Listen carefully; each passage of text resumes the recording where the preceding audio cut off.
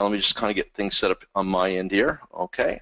Good. All right. So hopefully all who care to see me can see me.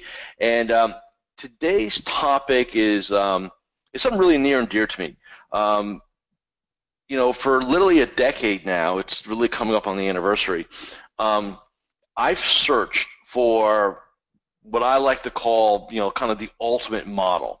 And what I mean by the ultimate model is, how do you combine economic abundance and time freedom with sustainability? So really three, if you think about it, for all of us here who are business owners, you know, there are three things, you know, if you put them in buckets, if you will, that are incredibly important.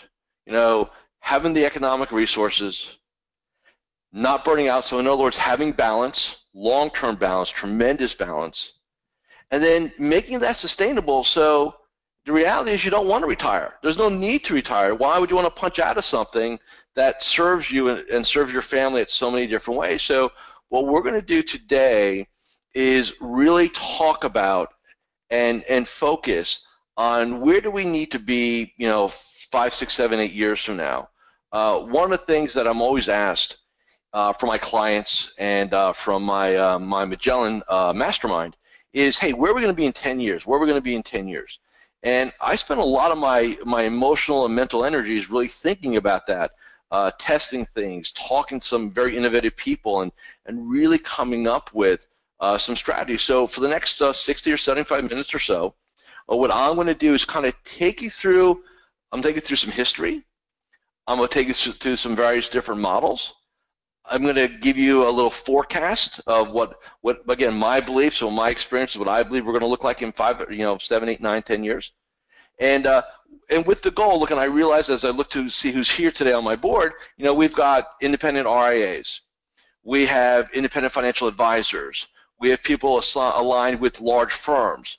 And so what I'm going to say now is that there really are not, you know, each segment has what I call their ceiling to what can get done.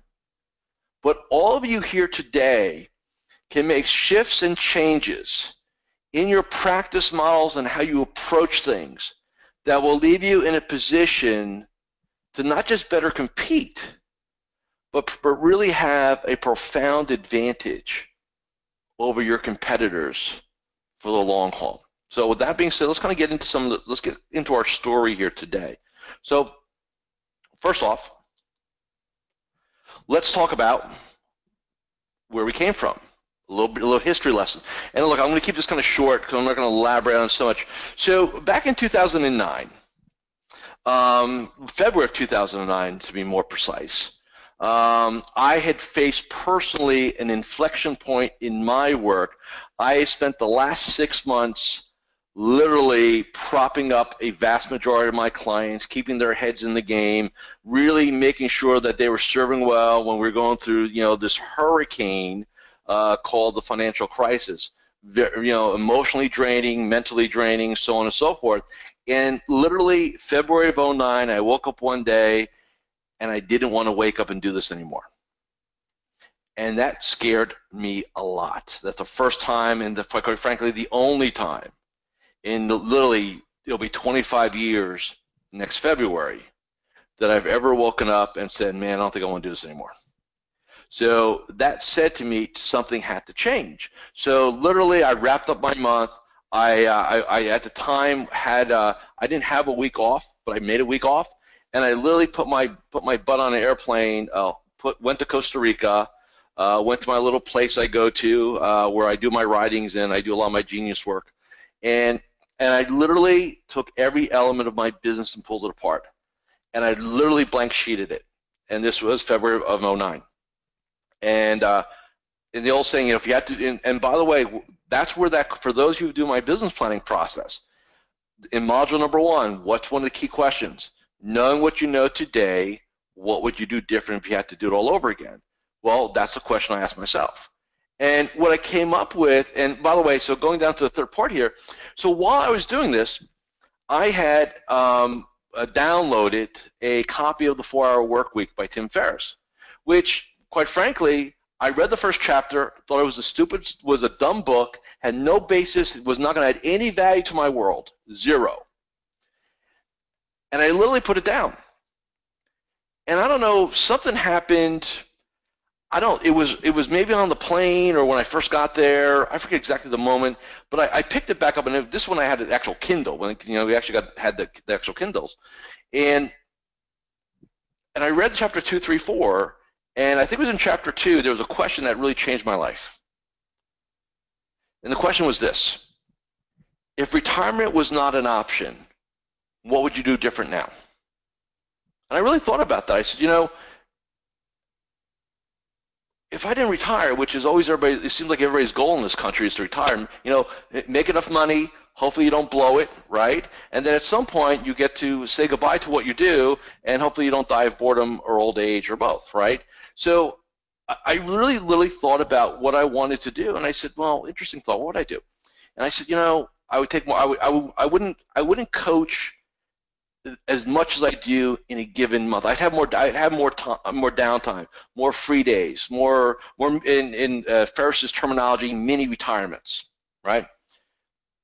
And so I did that. And I came back from Costa Rica, and I literally wrote this letter to all my clients, an email, saying, here's my new schedule. It would be 3 days a week, Monday through Thursday, and then the 4th week of the month, I am going to be on a mini retirement or mini vacay or downtime. I forget what I even called it back then. And I'm just going to go ahead and do that. And I remember telling my wife, Marissa, I said, well, here's what's going to happen. There's a couple of outcomes here. The worst one is everybody's going to fire me because they don't like what I'm doing, right? But here was the interesting part. Out of, at the time, I think 85, maybe 90 clients, I had 2 clients decide they wanted not to work with me because they needed me around all the time for them. They thought it was unfair for me to charge them while I had some downtime. So needless to say, we parted company, which was fine. However, there were several of my very close clients who came to me and said, what are you doing? Tell me more. And I had professed and really communicated to them, here's why I'm doing what I'm doing. Here's where I kind of come up with the concept. I adapted it for what I needed to be done, and here is my belief set around it. No more. I came to the conclusion I'm never going to retire. I love what I do. I just got to find a different way to make it sustainable. Blah blah blah. Several of them said, "Do you think I can do that? I'd like to work. I like what I do. I don't want to retire, but I don't want to keep doing it the way I'm doing. Do you think I can take a week off every month?" I said, I don't know. I'm not sure I can yet, right? So I think there's 6 or 7 of us who started down the path of basically March 09. We went with a concept and this little beta group, okay? In June of 09, I had a mid-year event, and I laid out the program called Advisor 2015, and we pushed it out there. And basically what it was an interpretation of the 4-hour work week. Fast forward to 2011, after 2 years. So here's what happened in the 2 years. We probably had 20 to maybe 25, 35 clients run the model in various forms. Everybody kind of adapts it the way they need to, but the premise was no retirement, total sustainability, balance, no issues, right? Validated it in this industry, wirehouse, independent, RIA, totally doable. And it became our advisor. And by the way, iAdvisor's up in PracticePower Academy. You can go look at that and so on. So, but that was 2011. So fast forward to last year, my Magellan study group mastermind said, what do you think it's going to look like in 8, 9, 10 years? And I said, well, you know what? I haven't done an update in my thinking in a while, so let me update it. Let me kind of go back. I've got this little think tank, and I don't really talk a lot about this because we kind of do this on the QT, but I interact with many of the industry gurus that you all know. We have this little thing we do. Once every 6 weeks, once a quarter, we kind of get on a conference call, or we do some one-on-one stuff, and we kind of help each other. And I picked a lot of brains, and I said, tell me what you, and everybody has their discipline, right, from fees to technology to compliance and so on.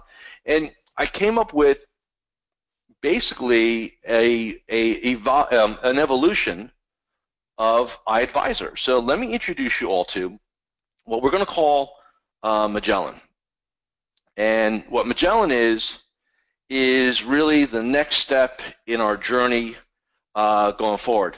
Before we get to that, let me kind of also go back and talk a little bit about kind of where I was in 09. I want you to think about this for a second.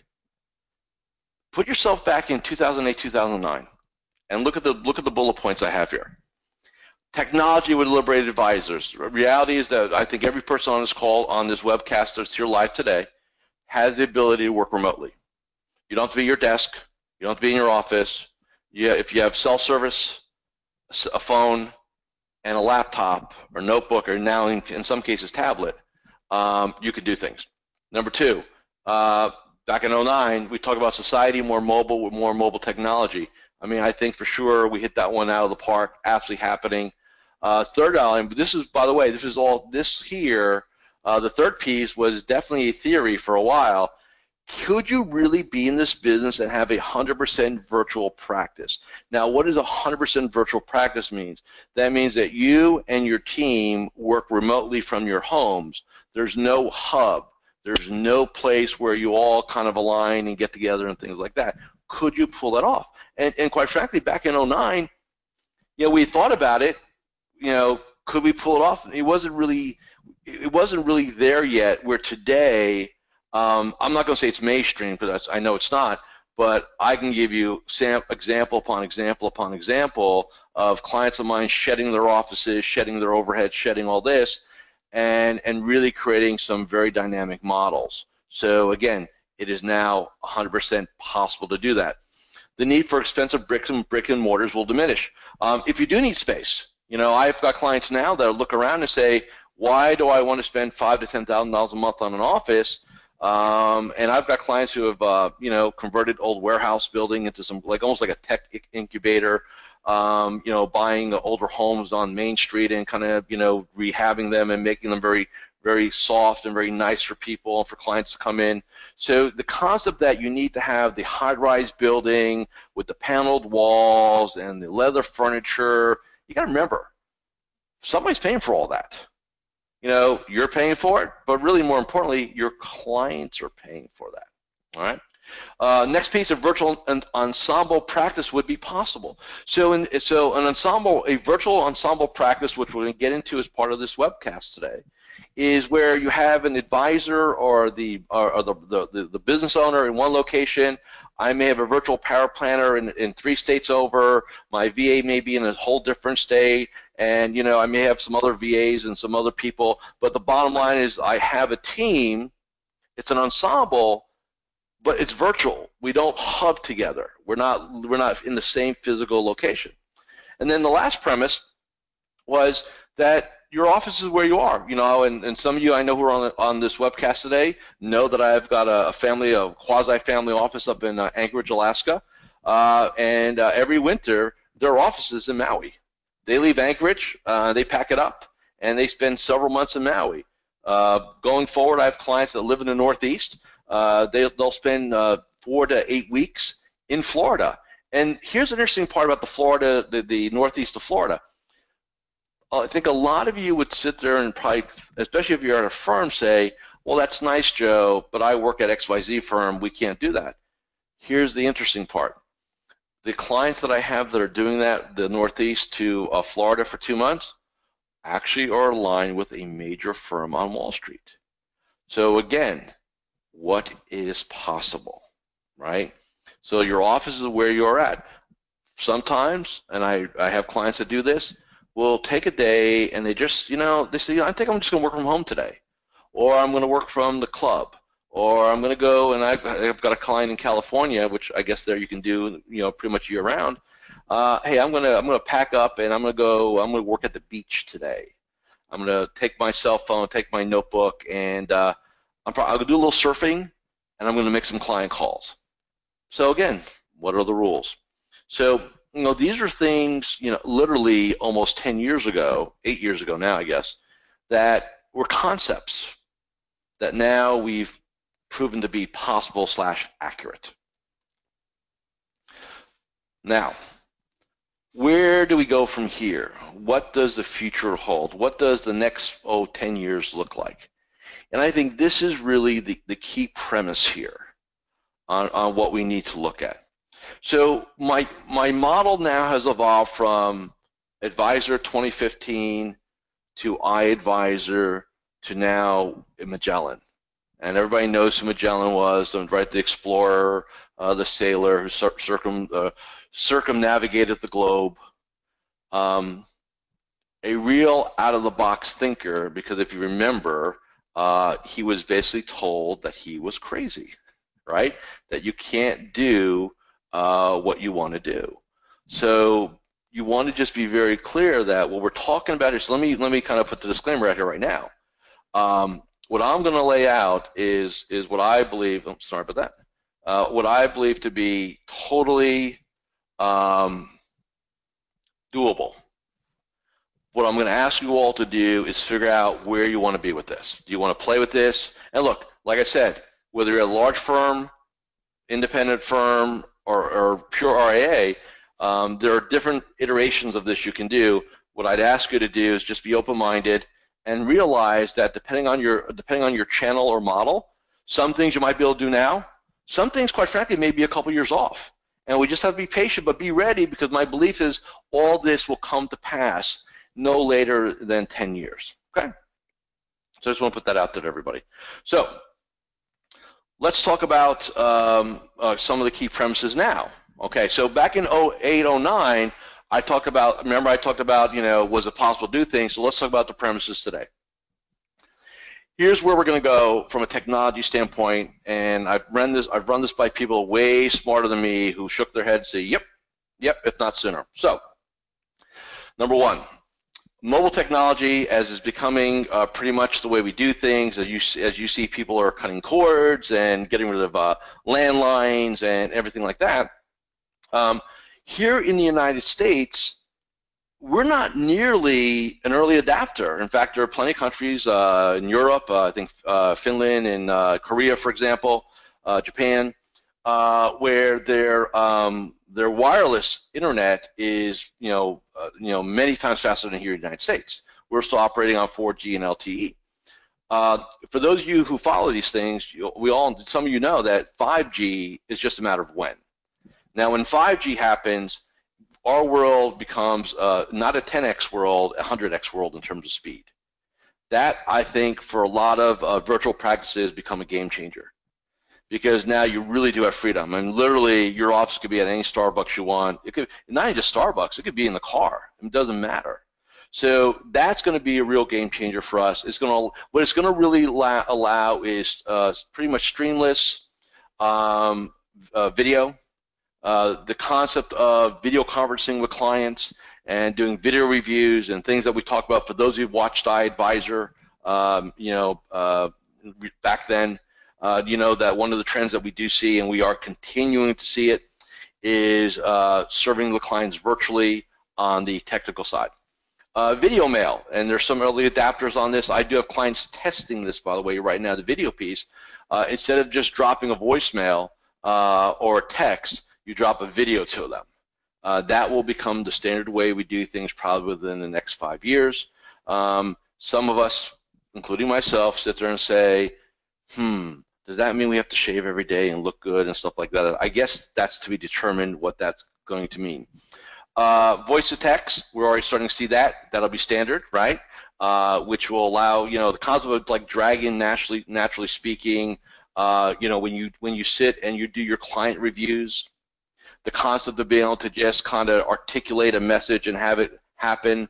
I know I've got a couple clients that literally are waiting to actually record every review they do and have it translated through Dragon and take that translation and put it in the file, so there's never a question of what was discussed. So a lot of things are coming down the pipe. AI, which stands for artificial intelligence, will become mainstream. We hear a lot of it now in terms of just the beginning parts of it. And let's face it, in our industry, when you really think about it, what are we really all about? We're about information, intellectual capital. And then if you're really, in my viewpoint, then it's about emotionally working with people. So the technical pieces, right? Robo-advisor. We hear that term, in my opinion, overused, right? But it is what it is. That's AI-based. Well, what's the next for us? What's the next iteration of that? When you can do planning, when you literally can interact and go onto a website and have basically a conversation, right, with a program, and it will come up with your risk tolerance. It will come up with your financial plan. Think of it like a Robo Money Guy Pro, or Robo eMoney, or something like that. That will happen in the next 10 years. Okay? VR, virtual reality, will become mainstream. So why would we care about virtual reality? Here's why. Imagine yourself 10 years from now being able to enter a VR virtual reality room, I guess, probably a better way of saying it, and having your client enter a virtual reality room, and you end up doing a virtual reality review, as if you and the client were in the same room. That will happen in the next 10 years. Last piece, medtech, which is just a fancy word for the marriage of medical and technology, will radically increase our lifespans. And you'll see this, you're already starting to see it happen now. It's going to really radically increase in the next 10 years, where, again, this is not my expertise, but I've studied this enough to talk about it, where the concept of reproducing organs, slowing the aging process, various things like that. Our clients are going to be living longer. We're going to be living longer with higher quality of life, which means, again, why would you want to hang this thing up at 60, 65, 70? If you're not, here's what I would say, kind of sidebar for a second. If you're in a model right now where your concept is, I can't wait till I'm old enough and have enough money to get out of this model or leave or quit or sell or whatever, I would highly suggest you change what you're doing and figure out a way to do this until the day you die. That to me is, again, if you're passionate about this, again, if you're not looking at this as a job, but you really look at this as a vocation, a lifestyle type scenario, okay? So again, those are some of our key premises. That's what we've got. Now, what does that mean going forward? So if that's kind of where we're heading as a society, what does our industry look like? So now, I put this together, so just for clarification purposes, I put this together, and this was actually presented about a year ago.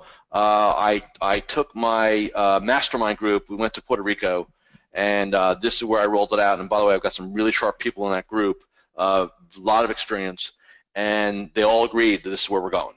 So I'm giving you it a year later and more validated. So let's talk about what's on the board here. So number one, all firms have a robo platform or independent channel. We see it happening. I don't think there's a firm, I don't care, wirehouse, independent, at some point, sometime, you'll have access to a automated platform. Some will do it more readily than others. Inevitably, you're all going to have that. Here's the piece that gets some debate. I'm still going to stick to what I believe is going to happen because I think it's the inevitability of it. I think all the firms, again, when I say all firms on the independent channel, I'm talking about the wirehouses, so the Merrills, Morgans, UBSs, Wells Fargo, Stifel, so on and so forth. Some of those already have. Wells Fargo has finance, Stifel has, I forget what theirs is called. I believe every firm will have a way that you can tap that platform, but get the advisor off the firm's P&L. I believe that's going to happen in the next 10 years because I think it's going to have to happen over the next 10 years. Number two, industry employment will shrink significantly. There'll be two causes of that. Number one is obviously the aging of the advisor force. I'm sure all of you, whether you want to hear about it or not, hear about the fact we're getting older. There's not as many young people coming in the space. And so, we're going to have, I think in the next 10 years, 250,000, 250,000 advisors leave our industry due to retirement or death, right? The other thing will shrink is because of all this technology, the concept of back offices and just having large staffs and things like that, that will also get reduced. So employment will not nearly be as high in our industry as it has been in the past. I don't believe it's going to be where people will get fired or laid off. Typically, I think it'll just be attrition. But we're going to see, we're going to see that. I mean, I've got clients now that used to have 6, 7, 8 people on their teams, and we got 4. And we've grown the business because we've been able to outsource. We've been able to use technology to handle things. I mean, something simple as scheduling software, Schedule Once, Calendarly, whatever. I mean, there's different packages out there. The concept you can have clients schedule their own reviews by sending them an email versus having a staff person call and play phone tag. Again, there's ways, there's just efficiencies that you'll see. Banks and brokerages will have to reduce cost overhead. I mean, I just think I just don't see how you're going to end up in a space, where you could justify the wood paneled and the high rises and the vice president and the senior vice president and the sales manager and I don't get into details here, but years ago I visited a client of mine in Dallas, Texas, and I sat in her office, and by the way, it was a very nice office, all, again, the wood panel, the whole trust company look, right? And I was just amazed by how many people were there, and I said, well, what's in that suite across the way? And she goes, well, that's our region. I go, well, how many people are in there? She goes, like 20 or 30. I said, okay, what do they do? She goes, I have no idea. I never heard, but we report to them. And I sat there and I said, wow, do you realize that you pay for all this? And that's what I told her at the time, and what I really should have said was, do you realize that your clients pay for all this? And there's just a lot of inefficiency. What we as an industry have to, and look, and I'm going to say this in 3 channels: RIA, independent, wirehouse. This is a very inefficient industry. There are fees everywhere. There are tolls everywhere, and I just don't know how that's going to continue in the next decade. I just don't see it. Managers managers costing too much, platforms costing too much. Have to pay overhead or tolls to organizations to access certain things. Wholesalers have to get paid. That figures into the cost. I mean, you start looking at what a dollar of revenue, where it all goes. It's incredibly inefficient. And don't take my word. There are some smart people, in California, around the world, who are going to find a way to squeeze the fat out of this industry, just like Uber squeezed the fat out of the taxi and limo industry, how Airbnb squeezing the fat out of the lodging industry. Don't think for a second somebody's not going to come in here, and it may not be a robo. It may be Vanguard, right? And I don't I don't get into details here, but hey, Vanguard's got a deal. I think 40 or 50 bips. You get a planner, you get a plan, stuff like that. That's a very lean model for a lot of different reasons. I'm not advocating it or endorsing it, but I'm giving you guys an example. AUM fees. So I want to spend a lot of time on this, or at least a chunk of time on this today. They're going to come down, and they're going to come down radically. And I'm going to tell you why. And this is not a 10-year projection. This is now. And here's why I'm going to tell you this. In the last year, I have really worked with my clients when I can to really look at their numbers, look at their platform costs, come up with ways to really create some portfolios. Not that this is my expertise, but just kind of from a 50,000-foot view, how can we do a good job as cost efficiently as possible? And then pass either all of it or a bulk of that savings on to our clients. Great example. And this is, by the way, I'm going to give you a wirehouse example because I think it's important. So one of my clients, he's in Seattle, not that that matters very much. They run models in-house. So in other words, they run their own portfolios. They were referred to a potential client who was at a competing firm. It was $8 million of investable assets. At the competing firm, here's the way it was positioned, not to get into detail, just pricing-wise. The advisor was charging them 90 basis points, 90 on $8 million, plus it was with a series of managers who were charging, let's blend it all out to 25 basis points, okay? So they're all in at, I don't know, 115, right? 115. You know what our offer was on $8 million? 50 basis points, 5-0, 5-0, because we run it in-house. We were going to be my client and I talked about it, how we don't price it. I said, well, how much money do you really need to make profit-wise for this relationship? We came up with a number. I said, well, equate that to fees. Okay, then that's what we need to do. It's not, you don't have to sell very hard when you can save somebody literally 50% on their investment fees.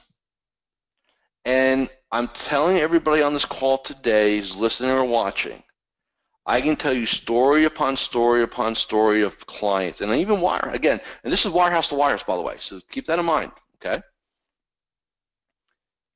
The advisors who are charging what I'll consider to be high fees, we don't need to get into debate what that looks like right now. I am going to tell you that, you know, everybody here is worried and freaked out about DOL and that whether it happens or doesn't or what it looks like or what's that. That to me pales in comparison from a disruption standpoint to what's going to happen in the next 10 years when fees, and don't take my word for it, just watch the media. What are you seeing? Charles Schwab, what are you paying? You know, the industry is going to put a lot of noise, and again, certain players, not everyone, they're going to push the conversation of fees. It is happening now. It will continue to happen.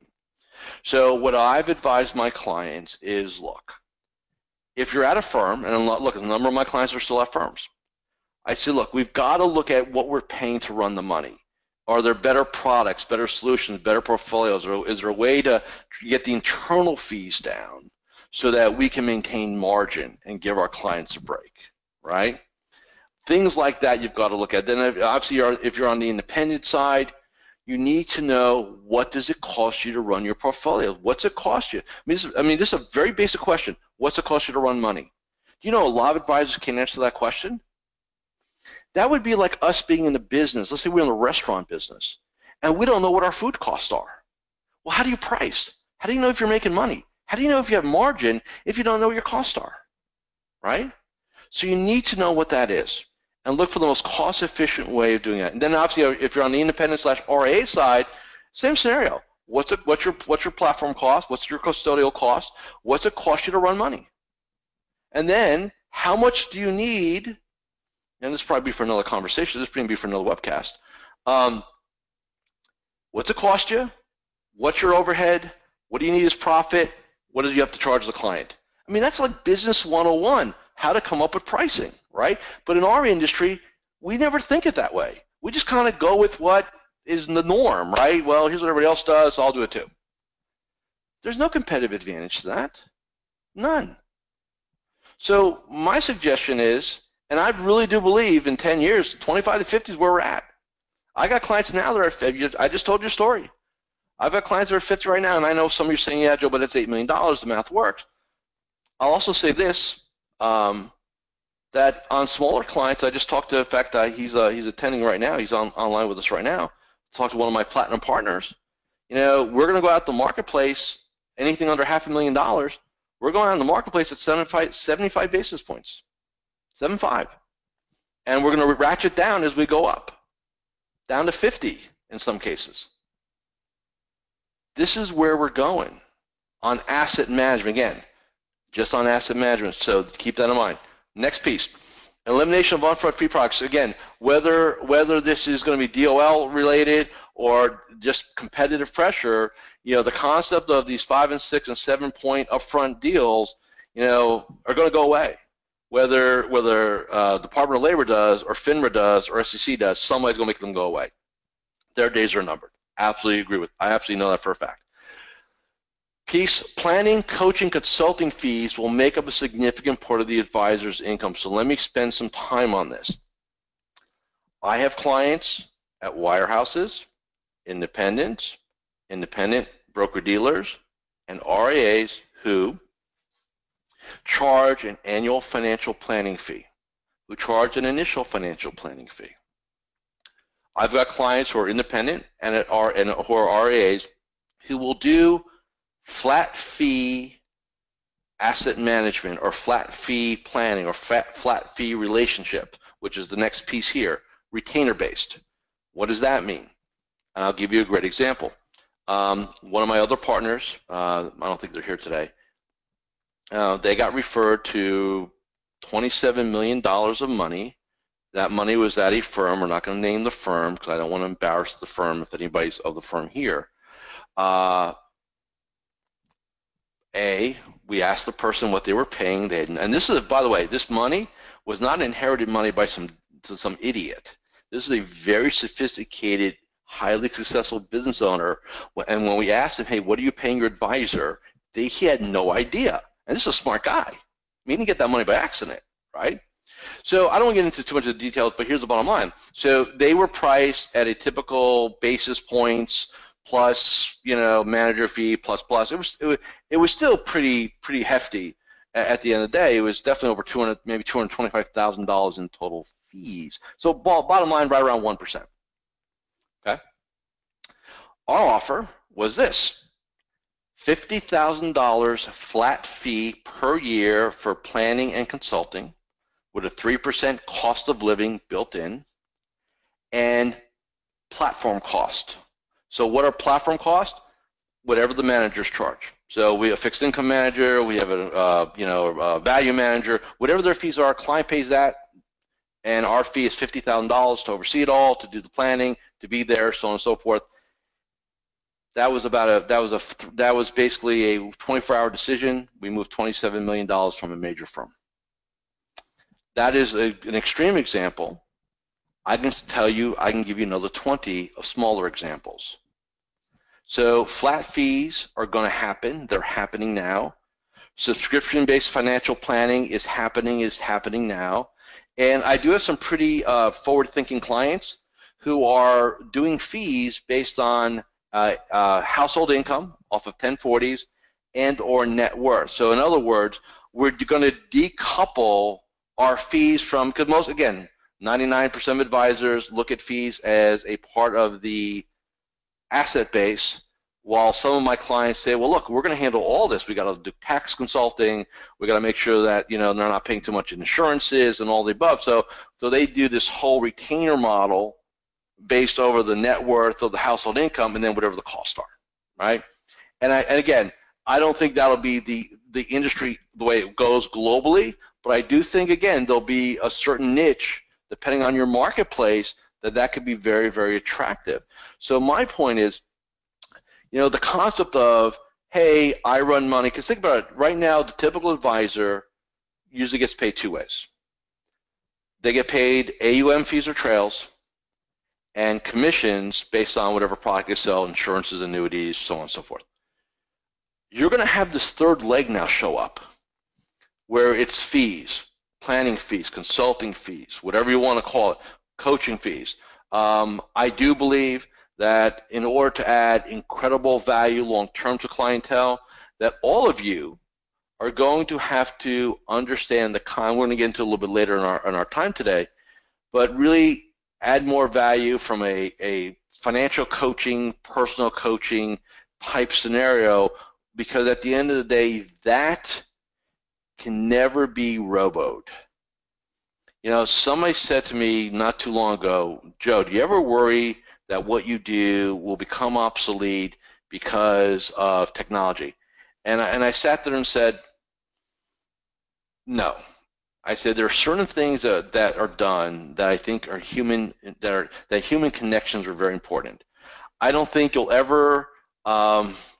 I think your spirituality will never be 100% part of an app. I don't think medically, I don't think you'll ever be comfortable having a robot and only a robot work on you. But if you think about it, right, a lot of surgeries now are done by, I think one of them is called Da Vinci robots. But there's a surgeon there watching and talking to you. I don't think we're going to go into the concept of that. And I think for money, I think running money can totally be done in a robo basis or with technology. The value 10 years from now is in the relationship with the human being. That's the differential. So for some of you, and again, I don't know all of you here, but if your mindset is, well, I like running money and I like building portfolios and I don't really like people, that's a problem. I think that's a real challenge down the road. And I would advise you, motivate you, implore you to really maybe look at shift your thinking on that, okay? Because asset management is going to become commoditized. And I know it's some of you are going to sit there and say, yeah, Joe, but we do such a good job and stuff like that. If any of you follow the hedge fund industry, and I kind of do for, just as a guilty pleasure from time to time, they are also under pressure. The concept of 2 and 20, right? 2% on the assets and 20% on the profits. That is under siege in the hedge fund industry. In fact, if you follow it, you'll realize that a lot of funds are shutting down, they're liquidating, and even some of the so-called names, they've done absolutely garbage returns in the last 3, 4, 5 years, and yet they charge premium free. That their day of reckoning is coming. It's already here. All right, ours is not quite, but it will be here inevitably. My goal here today is not to scare anybody or freak anybody out. All great entrepreneurs have the power of anticipation. You want to sit there and say, where is this industry going? Where is this marketplace going? Where's the business going? And how do I get there? Maybe not first, but how do I get there to take advantage, right? Early adapters in this space will have a profound advantage, maybe a once-in-a-lifetime advantage to do things, and that's what I'm asking you all to consider. All right, let's move on. So let's talk about the future. Let's talk about what things are going to have to look like going forward. Let's talk about Magellan. So, what are models? So there are basically 3 Magellan models that I'll talk about today. Model 1, Model 2, obviously Model 1, Model 2, and Number 3. And I will say, I'm not going to get into whether this is Wirehouse or this is independent or this is independent or this is RAA.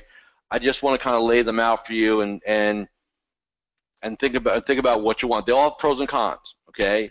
I will say this: I've got clients in all 3 models, and I got very happy clients in all 3 models. So different strokes for different folks.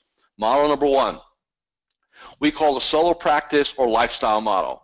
So basically, this is the pure lifestyle business. It looks like this: 1 advisor. So there's 1 planner, 1 advisor, 1 professional, right? They probably have 1 or 2 part-time virtual assistants. Somebody to maybe they have a virtual power planner. Maybe they have just a virtual assistant to do scheduling for them, paperwork, stuff like that. They tend to be paperless as much as they can from that perspective. Their office, most of them will work out of their home as a primary location. They often will have secondary locations to go meet with clients or prospects. That secondary location can be either a sublet, like a small room at a CPA's office or an attorney's office, or if some of you are familiar with executive suites, Regis is the global leader. Regis offices. I've got several clients that work from home, and they have a Regis membership, and they can kind of bop around the city or even the country renting offices or conference rooms when they need to. Very economically efficient, right? They may also have JV partners. Now, what's a JV partner? JV stands for joint venture. It can or may not be economically shared, but it's just who's on the team. So you may have a close relationship with a CPA that you refer your clients to, so you can help them do tax planning. You may have 2 different types of estate planning attorneys, one for the heavy lift, kind of very deep, very complex estate planning cases, and then you may have somebody for more of the simpler ones. That's what we recommend. You don't need to, you don't need to have overkill to do a simple will and things like that. Several of my clients have retained life coaches. When I say retain, not really retain paid-wise, but they've created relationships with like life coaches or other types of professionals, so that if a client has a need, we could fulfill it. We could facilitate that need. So if somebody says, I'm thinking about retiring, I'm freaked out about it, I don't know. Look, there are transition coaches, life coaches that work with people who transition, right? All types of things, business coaches. Now, not me, I specialize here, but if you've got clients that run professional practices or run businesses, go find yourself one or two good business coaches in, maybe just a typical business coach. And, if you got somebody who has a need, say, look, you know what, give this person a call, I'll facilitate, and you're adding value. You become that go-to person in your client's lives. So that's the solo practice or the lifestyle model. This one here obviously can be done from anywhere. I mean, total freedom, total flexibility. Now I know, which is not part of this, but let me give you some examples real quick.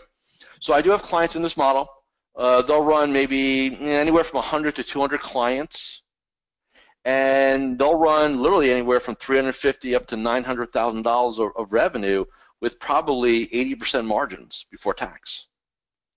Very, very fat margins, very lean, very mean, very, very sustainable. Okay.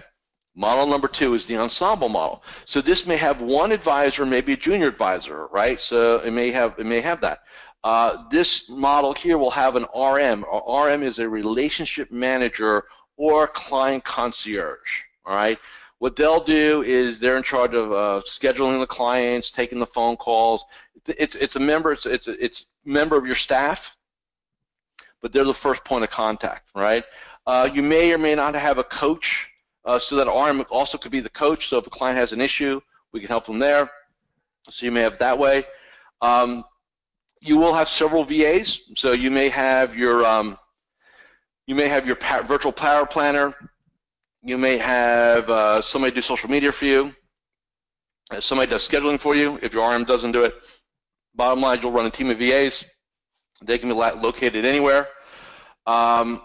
Some of the services are in-house. So, for example, you might do planning in-house.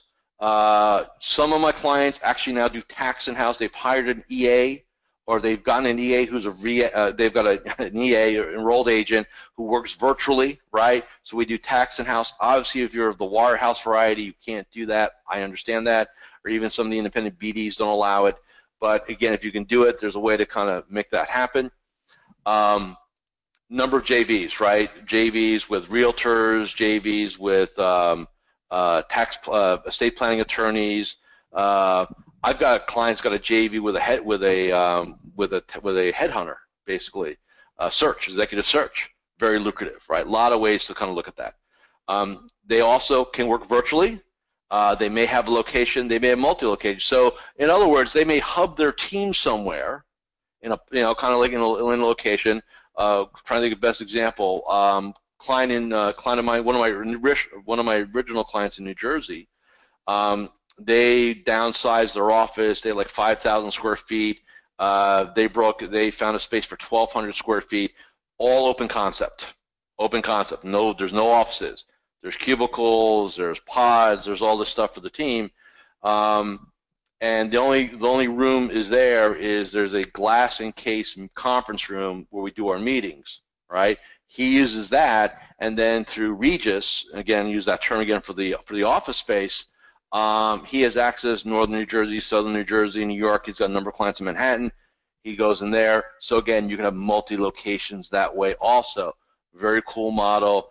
Again, economically, that's probably $500,000, $750,000 on the low end, 2 million.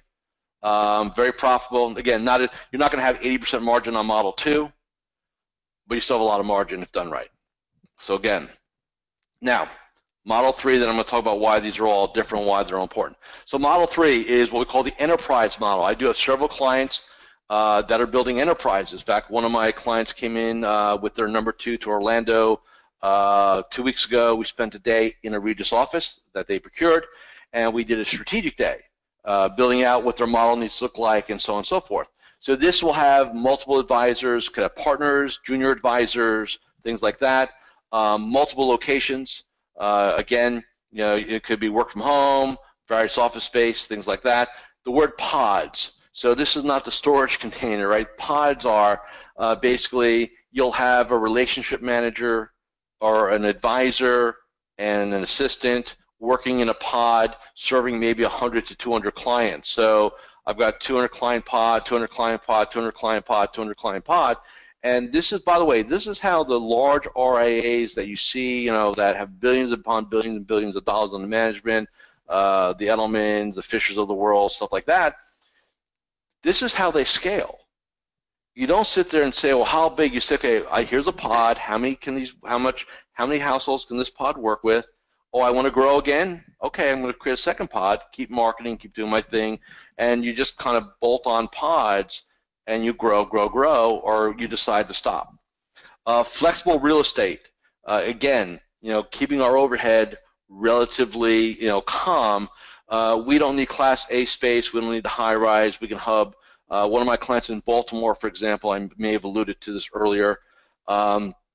They actually went ahead and took a lease out on an industrial warehouse, totally converted it. Beautiful space, by the way. Totally open, conference rooms, stuff like that, and they pay 1/5 they would have paid. And the clients that come think it's cool. I think what we have to understand is, yes, there'll be a percentage of the marketplace that's really impressed with the wood paneling and the high-rise and look at how cool our space is and stuff like that. But there's also a growing percentage of the market who looks at that and goes, that's pretty expensive stuff. I wonder what the fees are going to be. So by demonstrating some fiscal prudence, it actually becomes a competitive advantage. Last piece on the enterprise is that we can grow strategically. Remember, there's tactical growth and strategic growth. Tactical growth is one client at a time, referrals, whatever marketing we're doing. Strategic growth is when we buy businesses. I've got clients who are actively pursuing the purchases of practices, and quite frankly are also actively pursuing the purchases of tax practices, or at minimum a equity portion, so that we can merge tax and financial planning and asset management into one umbrella. All three models. So by the way, if you're the leader, if you're the owner of any of these three models, you can still have a lot of freedom. Here's how it works. So model one, right? You just, hey, I have X amount of spots. These are my tactical days. Here's my strategic time. And like I said, this is a $250,000 to $800,000 model, and with 80% margin. Unless you've got some really interesting lifestyle, right?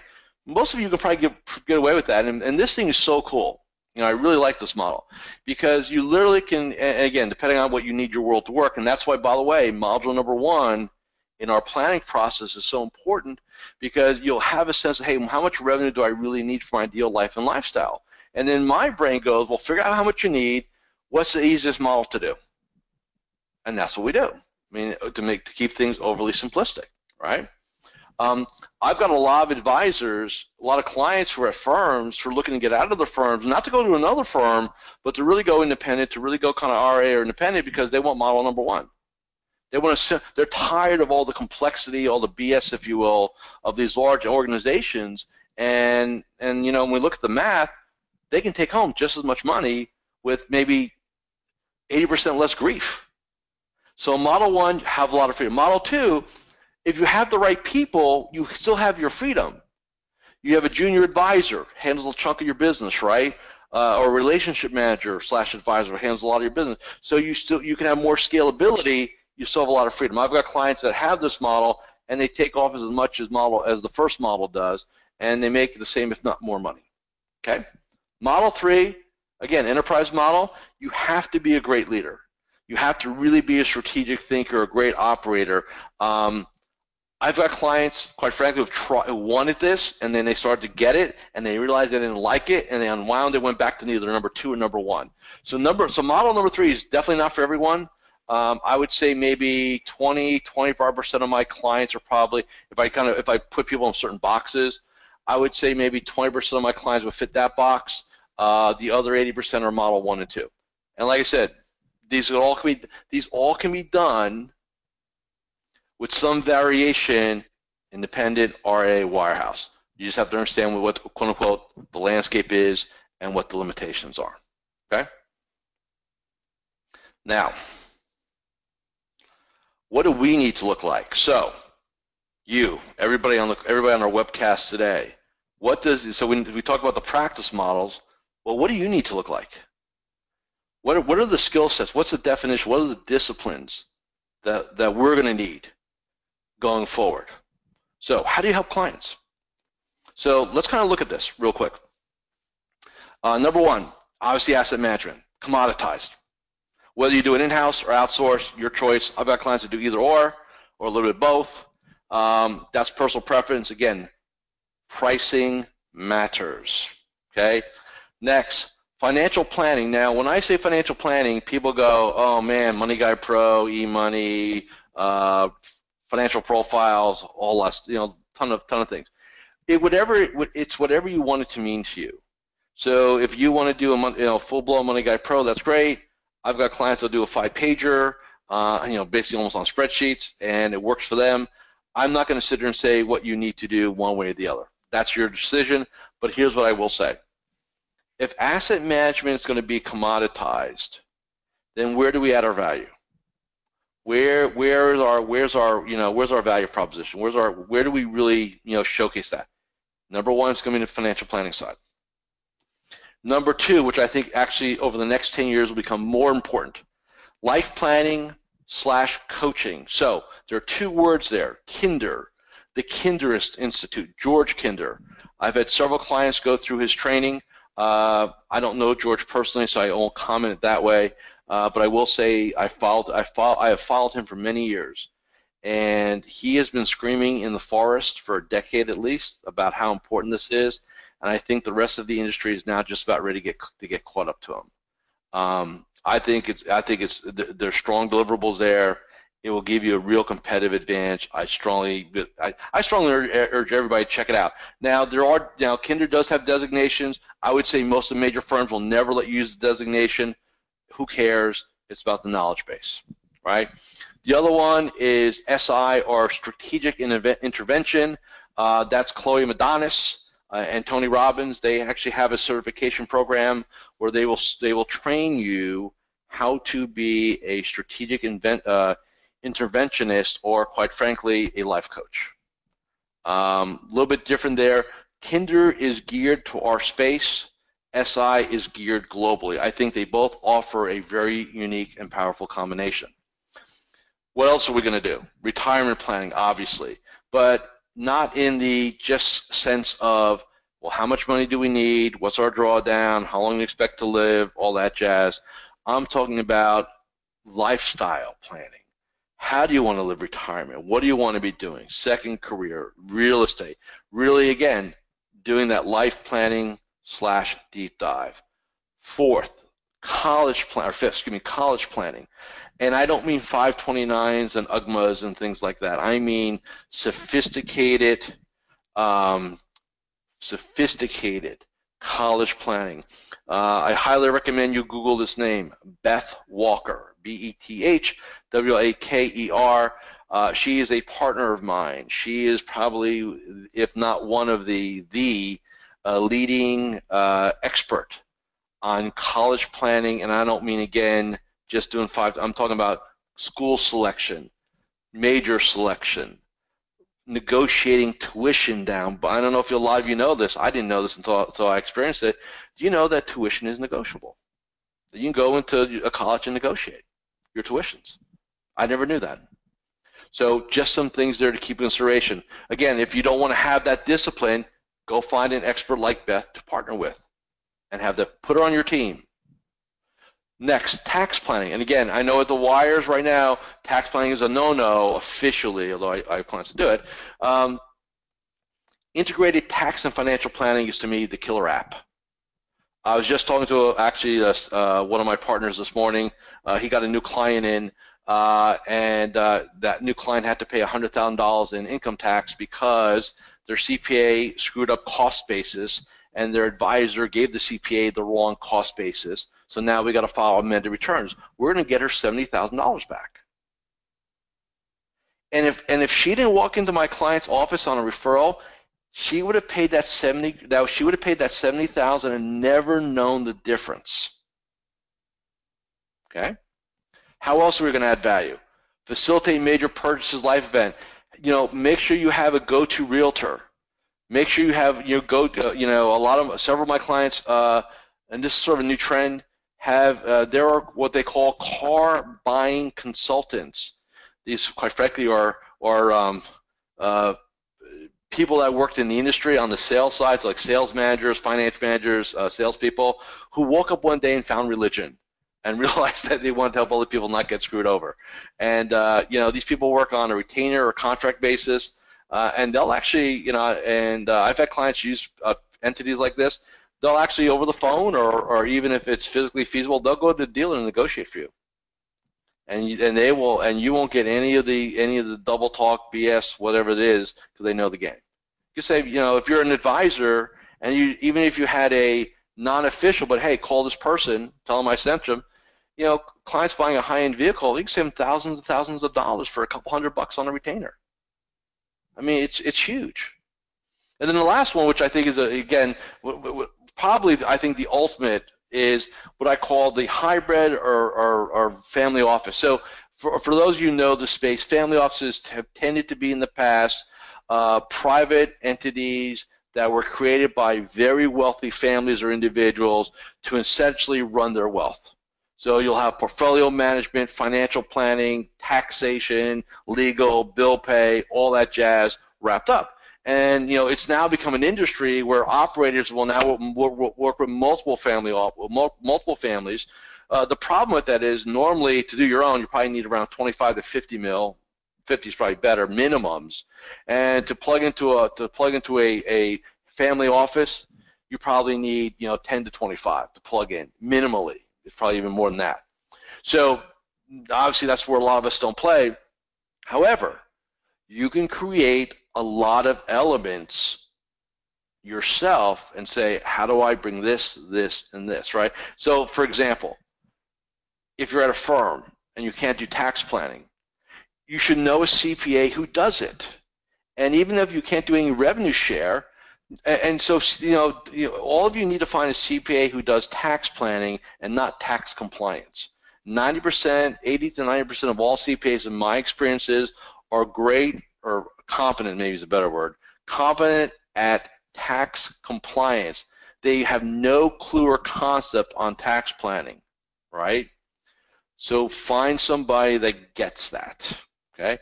Plug them in and create what I call a hybrid family office.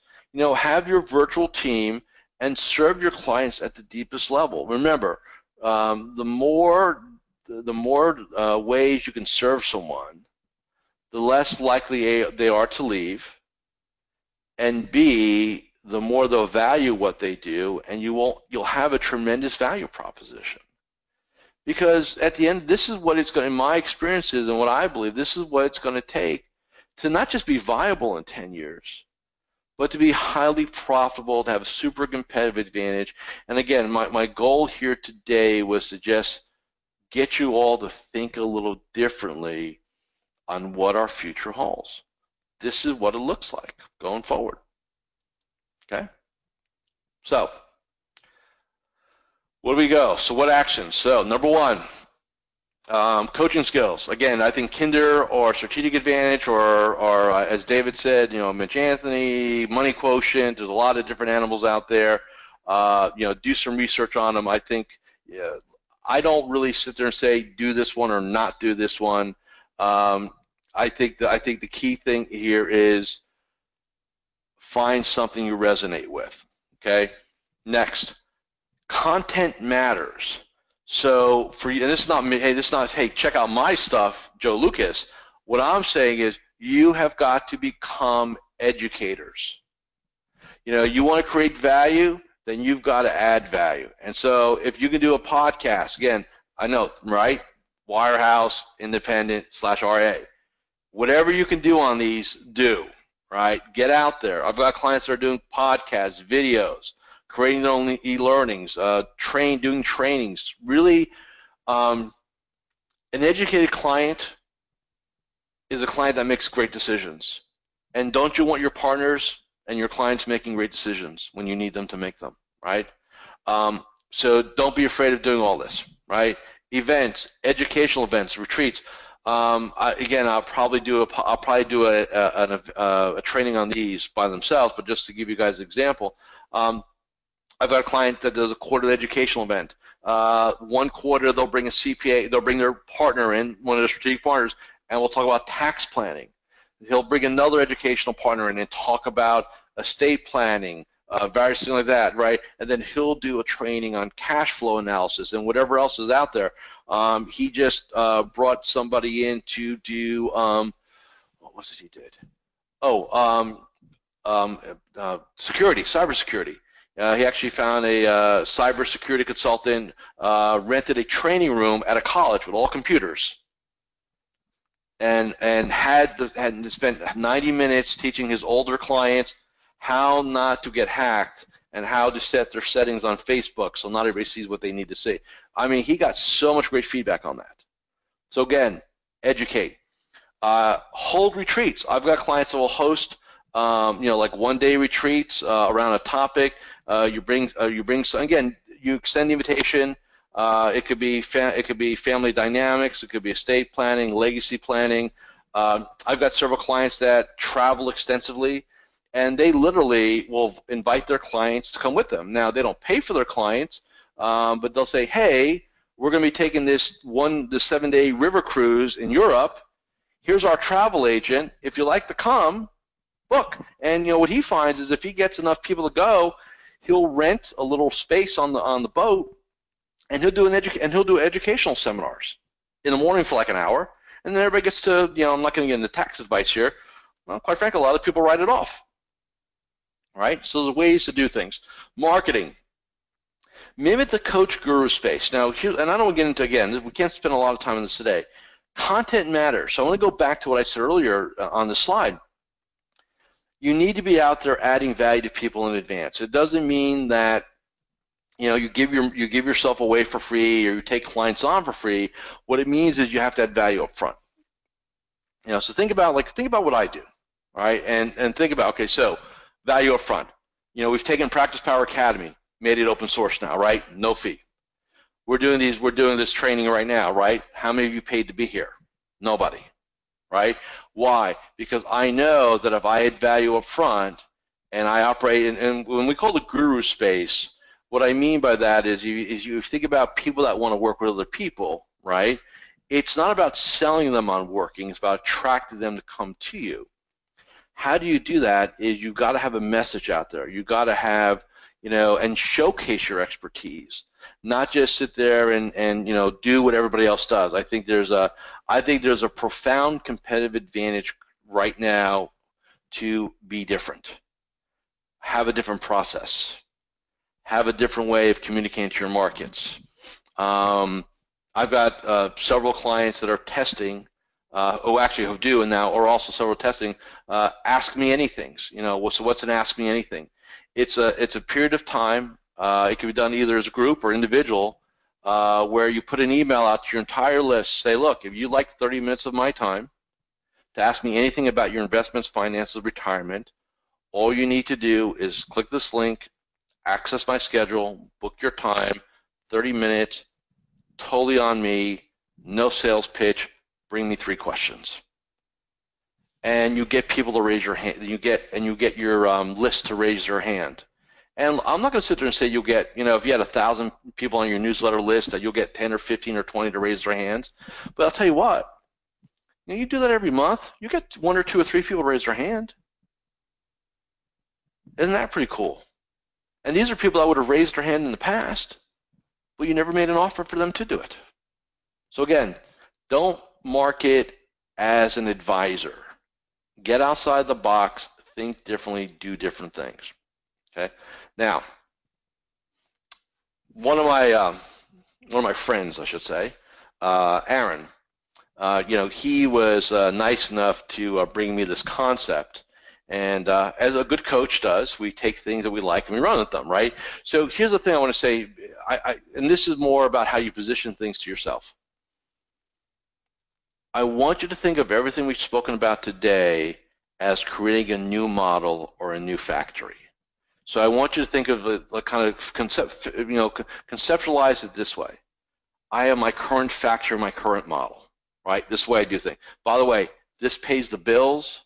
This is the current, this is reality. I want you to think alongside creating a new factory, create the blueprints, the foundations, and build it. You run both side by side. So your current clients, your legacy clients, stay where they are right now. Any new people we kind of bring into this one, right? And then over time, we invite our legacy clients into our new factory. That is the best way to do it. What most people do, and it's really, and to me, I think it creates a lot of challenges, is, man, I got to make all these changes. I got to change. How am I going to get my current clients into this? You don't worry about that right now. You build this other model out, and anybody new goes in there, and then you invite your current clients in as they need to. I was talking to a client this morning, first thing, and I'm slowly bringing him into this concept. And he said, man, I just got to get my head around. And I said, look, here's your problem. You're afraid, and you're looking at this thing as like, how do I get my current clients to do this? Bad idea.